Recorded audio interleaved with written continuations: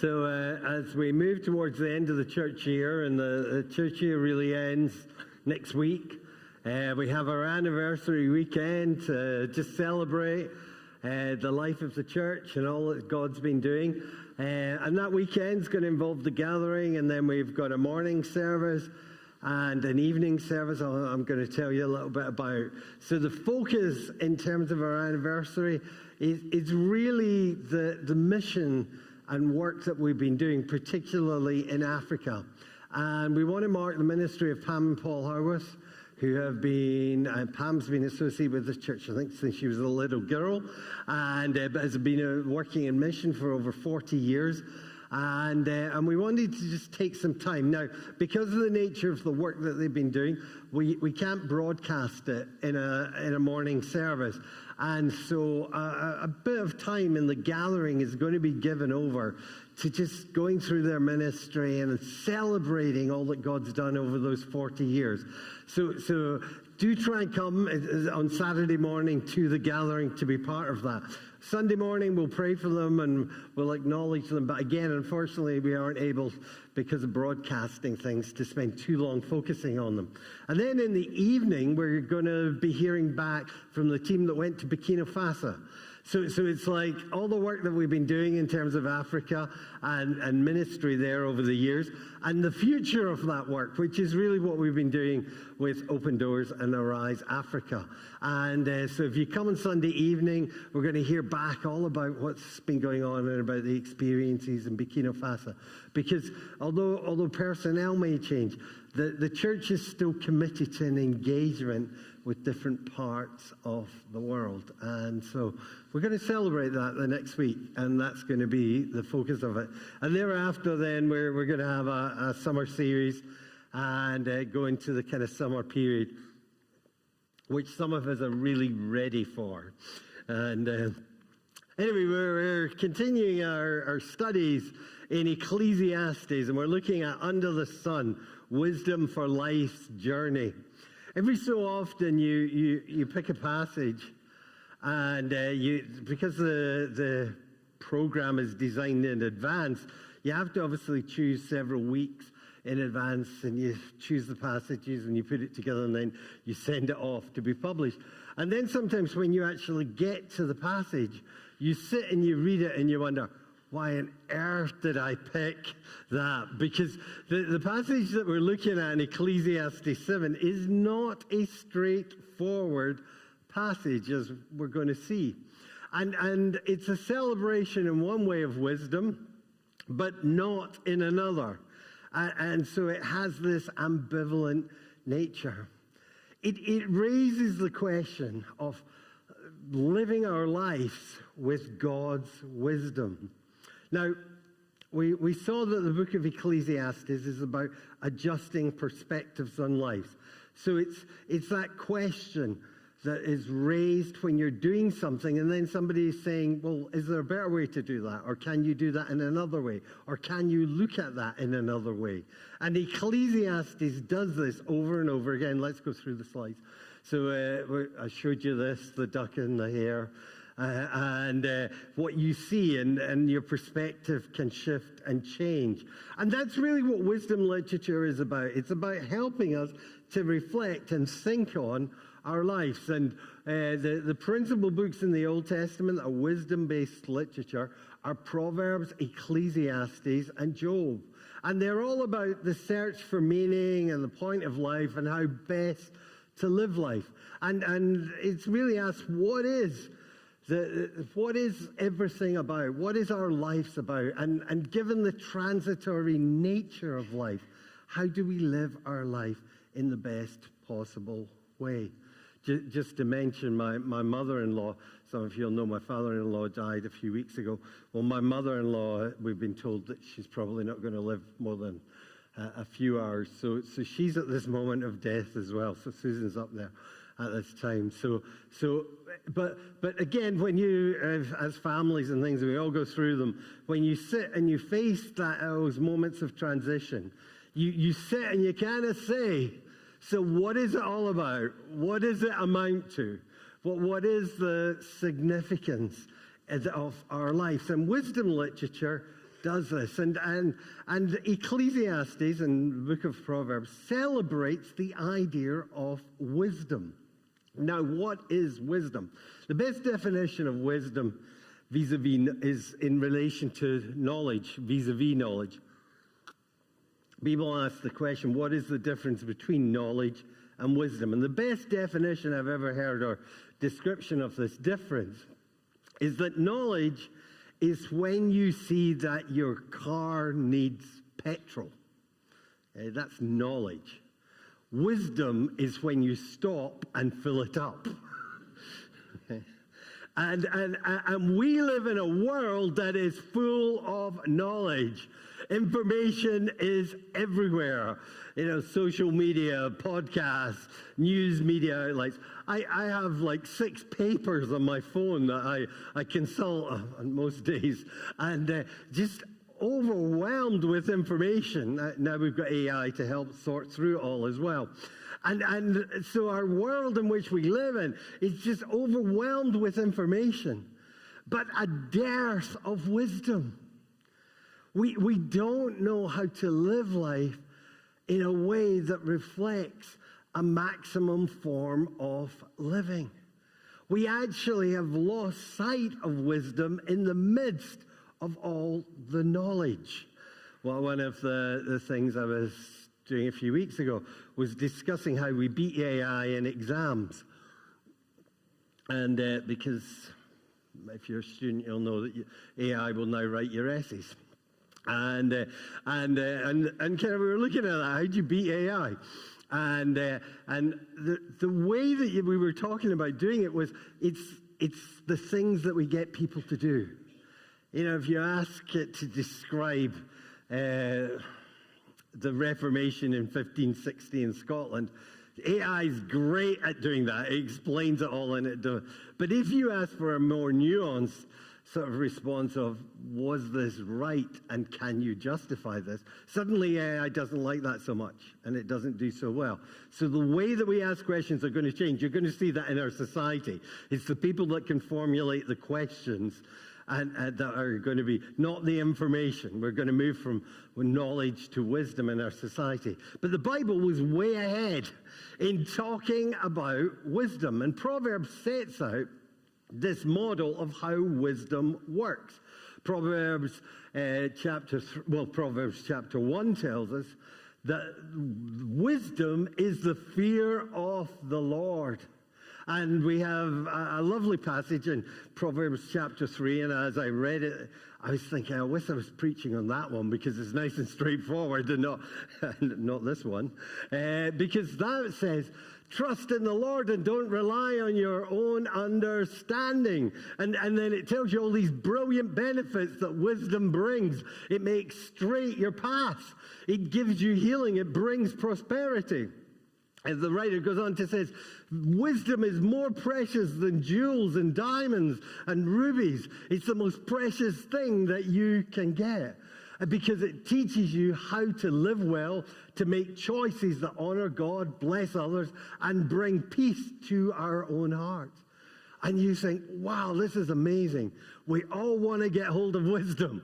This is a desperate thing that we need. And I kind of thought this morning, as I stood up, I would be talking about how wonderful wisdom is and how we need to achieve wisdom and take you through that. But the problem is, and this is what the teacher in Ecclesiastes, it's the teacher Koheles, does all the time, is he says, yeah, wisdom's good, but you know what? Life doesn't always work like that. And we're going to see how he, again, throws in these curveballs about how life doesn't always work the way that we anticipate it. It's like that sometimes we think, live healthy, exercise, eat well, do everything right. And I'm sure even within our own experience, we know people who have done this and they end up dead at 50. And then we know people, or know of people maybe who have smoked, drunk, and never exercised a day in their life, and they're celebrating their 90th birthday. And you go, how's that? How's that? And the writer of Ecclesiastes is the guy that said, how's that? How's that? Tell me about that. Because he's read Proverbs, which says, exercise, do everything, and you'll have a long life. And then he goes, but what about this guy at 50? He did it, and he hasn't got a long life. So it's more complicated than Proverbs is saying. Wisdom is more complicated than Proverbs is saying. And that's what we're grappling with this morning. Starting at verse 7, we see that the teacher begins with the threats to wisdom. He identifies that we are in a world that values power, position, and popularity. And the teacher says wisdom quietly outplaces them all. One wise person guided by God can have more influence than a whole council of leaders. And so the teacher begins with this, you know what? You're better being wise than foolish. You're better off living in this way. But he says that wisdom to do what is right, that wisdom to fear God, that wisdom to live life for all it's worth, can be overcome really by two things. And he talks of external pressures and internal temptations. He says oppression can turn a wise person into a fool. So when we're under pressure, we can lose sight of wisdom. I mean, how many of us have responded when we've been stressed? Usually it happens with family, doesn't it? But we're under stress, we're under pressure, and we just do something that's like a stupid thing. And we know it's not wise, we know it's not smart. As parents, or maybe as grandparents, it's one of the most terrifying things. Because sadly, some of those things that we say when we're under stress and we snap, we speak things into the lives of our children and into our grandchildren that they don't forget. You know, but wise people and good people under stress can sometimes lose sight of and not act in ways that are wise. And all of us are subject to this. Wisdom can be under threat from external pressures, but also from internal temptations. He talks of bribery and how bribery corrupts the heart. And it's quite easy or tempting to do the quick fix. Back to the AI and students. All the students have gone home, so I can talk about them cheating in their exams. But you're under stress just pursuing 6 deadlines, and you know how tempting it is when AI is sitting there on your computer to ask it to write your essay. You know, it's a quick fix. But 10 years down the line, that's not going to be so smart. It may have got you through the quick fix, but it's not. And there's an internal corruption that goes on. And so wisdom is threatened both through our external pressures and through our desire for quick fixes. And Proverbs goes on to say, Ecclesiastes, the teacher goes on to say, what we need to remember in dealing with stuff is that when it comes to life, it is how you finish that ultimately matters. And what he's saying is if you've lost sight of wisdom because of external pressures and internal temptations, what you're going to find is that when you get to the end of your life, you're actually not going to finish well. You're probably going to finish with a life that is full of pride, anger, frustration, and all this negative stuff. And he says how you finish is what matters. And it's one of the most important things in life to understand that what's gone before, it doesn't matter how successful you are, it's what happens tomorrow that matters. And that's reassuring if you've made a mess of the past. But it should be alarming to us if we've been successful in the past. Because success in the past does not predicate success in the future. And we need to learn, one of the things that happens in Christianity, sometimes in churches, sometimes in our careers and our lives generally, is that we assume because we have experienced success or things have gone well for us in the past, that they'll just automatically go well for us in the future. Anybody who's ever tried to play golf and hit a golf shot will know that isn't the case. Because, well, in fact, Rory McIlroy, isn't it? I think he's struggling at the moment. And, one week he can hit the ball amazingly, and then the next he can't. And go figure. But that's like life. And here's the thing, it's how you finish. It's that moment. It's what the preacher says at your funeral. And what are they going to say in terms of that moment? So what he's saying is, and he goes on to say this, do not say, why were the old days better than these days? For it is not wise to ask that. What he's saying is, don't live your life looking to the past. Its successes or its failures. Don't do that. The traditional illustration is you cannot ride a bike looking backwards. You have to look forwards. Just try it. If you haven't ridden a bike for a while, it's good for you. It'll help your exercise quota. But you can't look back. You fall off. And that's what this guy's saying. He's saying, don't look back. Look to the future. Look to what you can do tomorrow. Look towards that legacy that you will leave. And there may be failures, there may be disappointments, there may be things that haven't gone your way. Equally, there may be things that have gone your way. But remember this, it's how you finish. And if you end up angry and prideful, and you end up in a kind of bitter place where you're just constantly going on about how the old days were better, and sounds like me on a good day. And then you know what? You've missed it. That's what he's saying. So he's saying, get wise, watch for the threats to wisdom. And he goes on to say there are significant advantages to wisdom. And he affirms, again, very much like the writer to Proverbs, that wisdom is a gift, something to be cherished and passed on, just like a family inheritance. He says, wisdom is a really good thing. And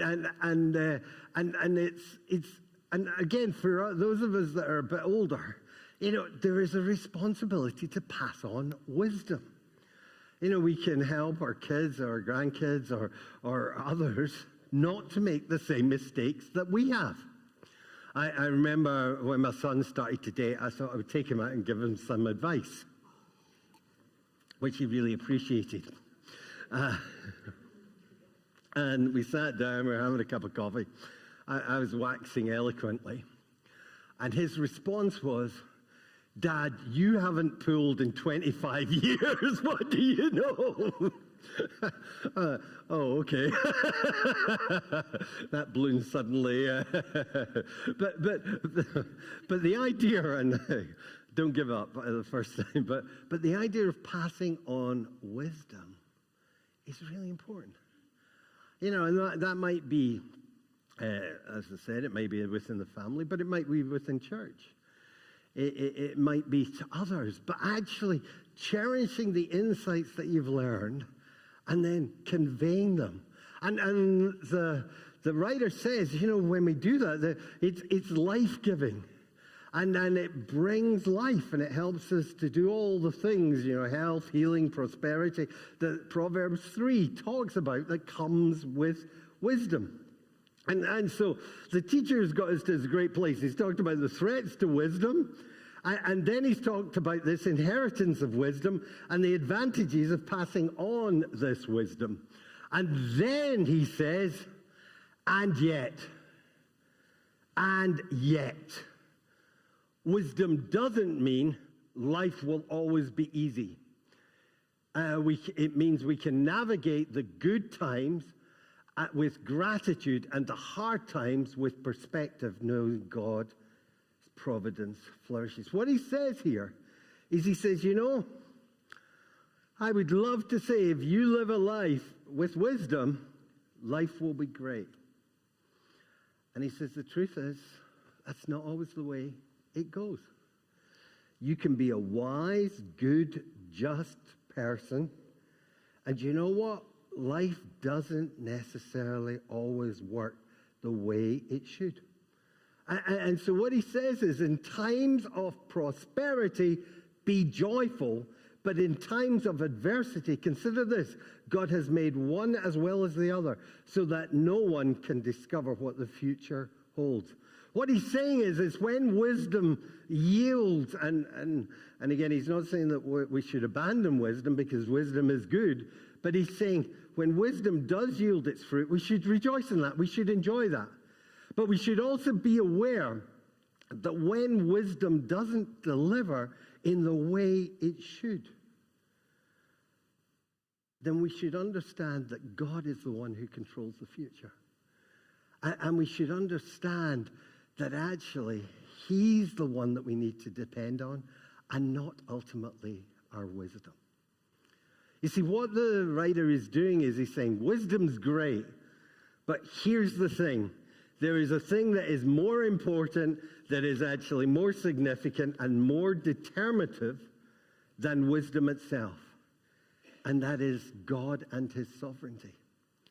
And ultimately, it is God and his sovereignty that we need to recognize in the midst of the twists and turns of our lives. And so he says, wisdom's good, but we have to recognize its limits. He's saying wisdom won't save your life and that it has twists and turns.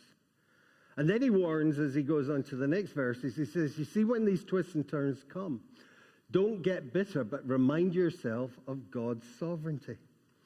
See, it's very, very hard to think, I've lived a good life, I've lived a just life, I've worked hard all of my life, and then suddenly it hasn't worked out. I'm sure some of us have seen that. You know. Some of us wonder how David Beckham got a knighthood. And you sit and you kind of think, how does life do this? How does life do this? And we wonder about the justice of it all and the fairness of it all. And he actually goes on to talk about how it doesn't guarantee justice. Sometimes the righteous person suffers, and sometimes the unrighteous person prospers. And he talks about this, and he's saying, how can this be? And the temptation is to kind of say, what's the point? Do you know, what's the point? What's the point of being righteous? What's the point of living a wise life? What's the point of working hard? And just thinking, how does this work? And it gets frustrating. I was telling folks of a situation I encountered where my friend was living next door to some folks, and They were, it was a mixed, it was a former council estate, some mixed houses, so private-owned houses and personal houses. And the next-door neighbours, they were lovely people, sort of in their early 30s, and the husband had started a job, an engineering degree, but had decided to give it up, and was now just looking after their young child, which was good. And then his wife was a tattoo artist. And she worked part-time as a tattoo artist, and they'd moved into the council next door, and that was great. And then they had a car, but a couple of days later, a few weeks later, they got a brand new car, a £50,000 car. And they had got it on mobility because the wife that was a tattoo artist had ADHD, and so qualified for a £50,000 car. And so my friend was going, wow, I've worked all my life here, and suddenly they've got, but hey, I'm not going to get bitter and stuff. And then they had to dig up the entire street for a quarter of a mile to put in the cable to charge the electric car, which didn't go down very well with the neighbors. And talking about that, he said, what's the point? What was the point of working hard, saving hard? What was the point of living a life that conform to righteousness when it doesn't always go for the righteous, when it doesn't always go for the wise. What is the point of all? And in our society at the moment, this is a big issue that we are facing.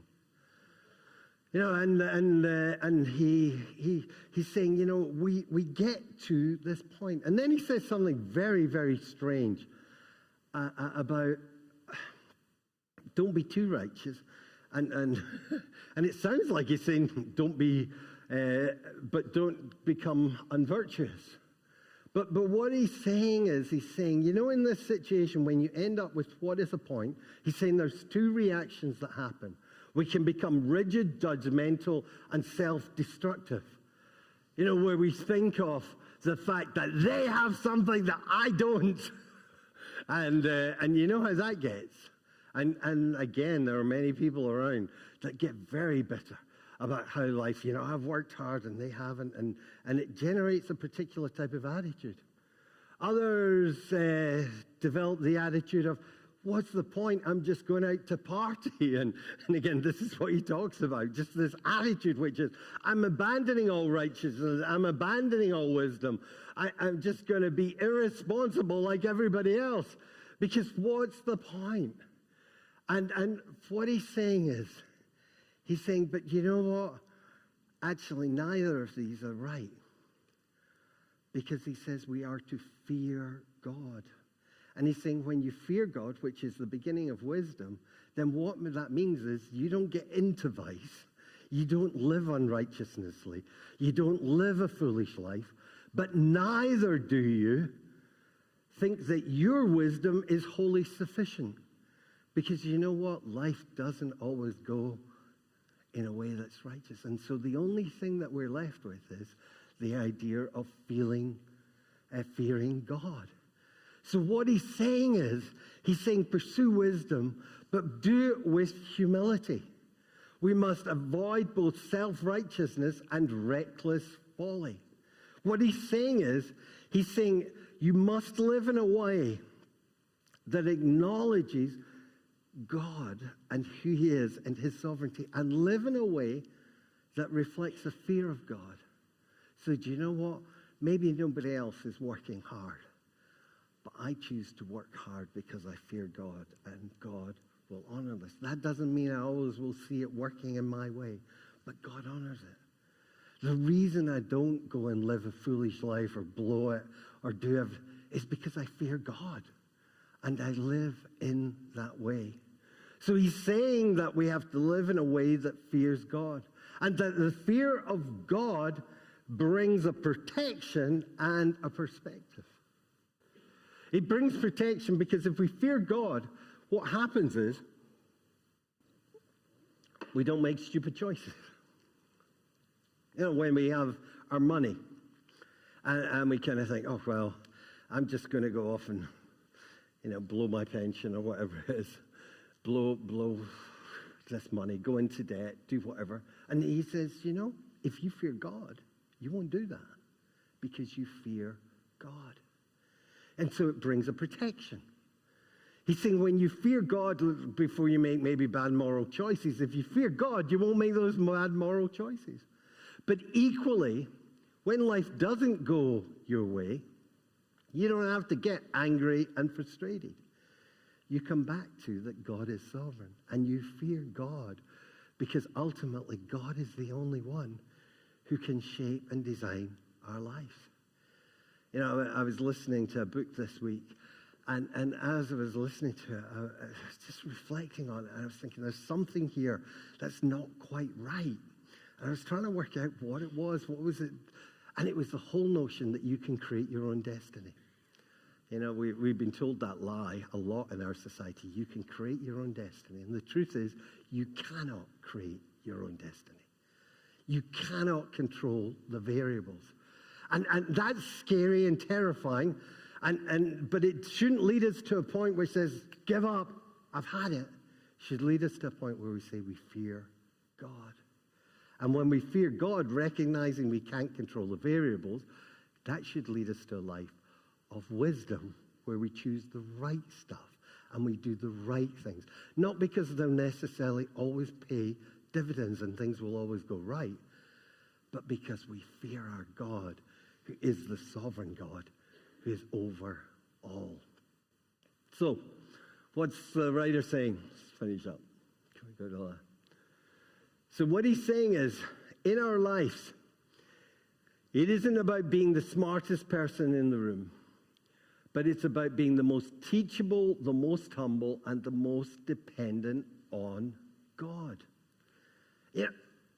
See, as we get to the end of our lives, what we want to aspire to is someone who's still teachable.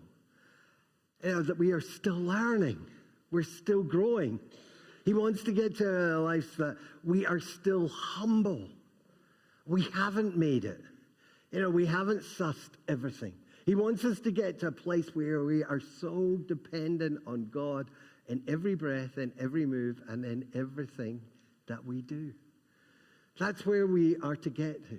You see, wisdom means recognizing our own flaws and limits and then extending grace to others. Because when we recognize that we can't control everything, we fear God. And when we fear God, we start to get wise. We make wise choices. We work towards peace and wholeness.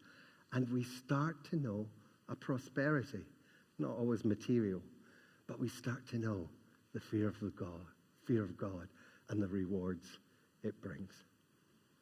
Let's pray.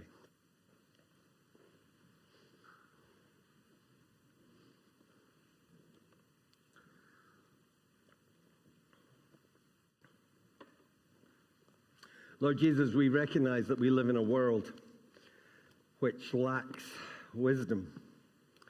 Lord, we recognize that we live in a world which has abandoned so many of the values that the Bible would adhere to and uphold.